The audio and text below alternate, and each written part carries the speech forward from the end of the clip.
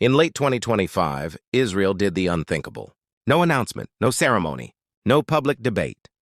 While the world's eyes were fixed on traditional borders, Jerusalem quietly recognized Somaliland, a territory the international community has called unrecognized for over 30 years, a move that instantly sent shockwaves through Mogadishu and the African Union. This wasn't a diplomatic courtesy. It was a cold, calculated strike on the geopolitical chessboard. But why now? Why would Israel risk alienating a continent for a strip of land most people can't find on a map? To understand that, you have to look at the water. 1. The Red Sea has changed. The Red Sea is no longer just a trade route. It is a contested corridor of shadow wars. Over 12% of global trade, energy, food, and high-tech hardware flows through the al-Mandab Strait. It is the jugular vein of the global economy. In the last 24 months, the math has changed. Shipping is under constant drone threat. Iranian influence has crept into the ports of the southern coast. Naval patrols have multiplied, yet the chaos grows. For Israel, this isn't a distant news story, it is existential. If the Red Sea closes, Israel's economy is suffocated. Israel realized it could no longer rely on Western allies to keep the gates open. It needed its own eyes on the water. It needed a new partner, and it found one in the most unlikely place, Israel's strategic limit.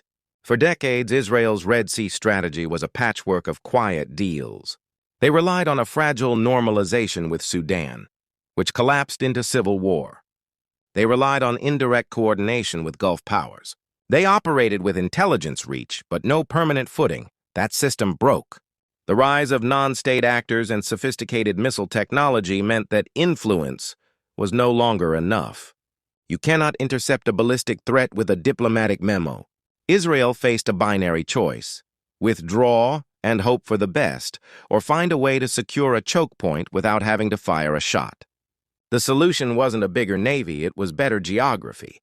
But to get it, Israel had to break the ultimate diplomatic taboo: the Somaliland Gambit. Why Somaliland? While Somalia has struggled with decades of instability, Somaliland has quietly built a functioning state.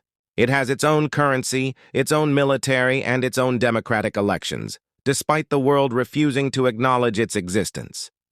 It sits on 850 kilometers of coastline, staring directly at the Gulf of Aden and the mouth of the Red Sea. For Israel, Somaliland offers three things: political continuity, a professional security apparatus, and immediate proximity to the world's most dangerous choke point. This isn't just about a port.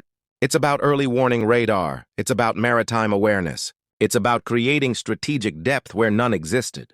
Recognition wasn't a gift to Somaliland. It was a lease on survival.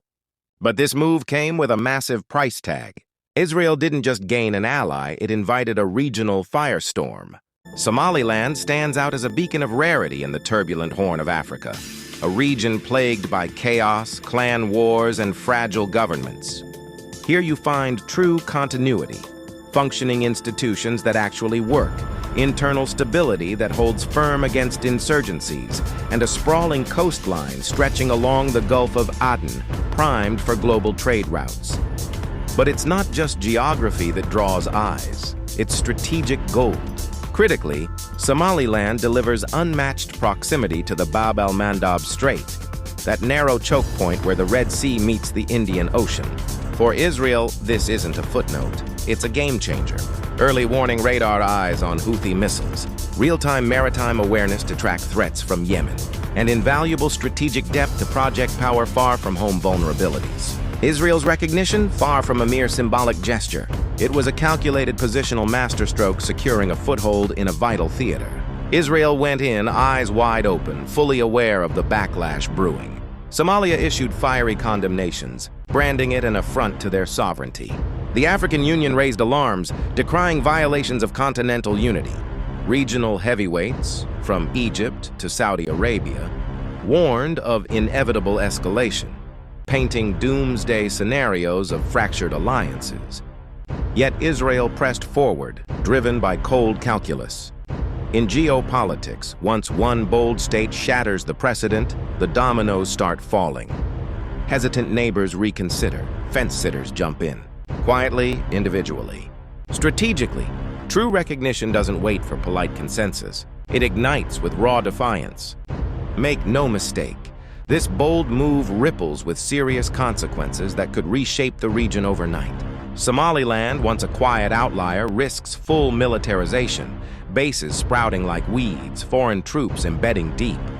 The Horn of Africa could devolve into another proxy theater, with world powers like the US, China, Russia, and Iran turning it into their chessboard. Red Sea tensions already simmering could boil over into open chaos. Houthi leaders in Yemen have wasted no time, firing off explicit threats of retaliation and vowing to make the Strait a graveyard for Israeli interests. What starts as diplomatic recognition morphs into hardened deterrence. And deterrence, history whispers ominously, always tempts confrontation, pushing rivals to the brink. This isn't merely a Somaliland footnote in the news cycle. No, it's a profound chapter in the unraveling global order. A world where sacred rules bend and break under pressure. Where raw geography trumps dusty legality every time. Where raw power surges ahead, forcing international law to scramble in its wake like a shadow. Israel didn't just nod to a self-declared territory. It boldly re-entered the Red Sea arena after decades on the sidelines. And history's lessons are unambiguous. When great powers reclaim critical choke points, the Suez, the Strait of Hormuz, al-Mandab, they dig in deep. They fortify, they endure. In the end, the only lingering mystery is timing. Who blinks first and recalibrates their strategy? Who stumbles into the fatal miscalculation that lights the fuse? The map is being redrawn in real time, and the old rules no longer apply. If you want to understand the hidden forces shaping these global shifts, where geography, power, and strategy collide, you're in the right place. Join the conversation, subscribe to Crossfront. We go beyond the headlines to analyze the fault lines of a changing world. What do you think? Is Israel's move a masterstroke of stability or a spark for a larger fire? Drop your thoughts in the comments below. This is Crossfront. Stay sharp. Stay informed. We'll see you on the next one.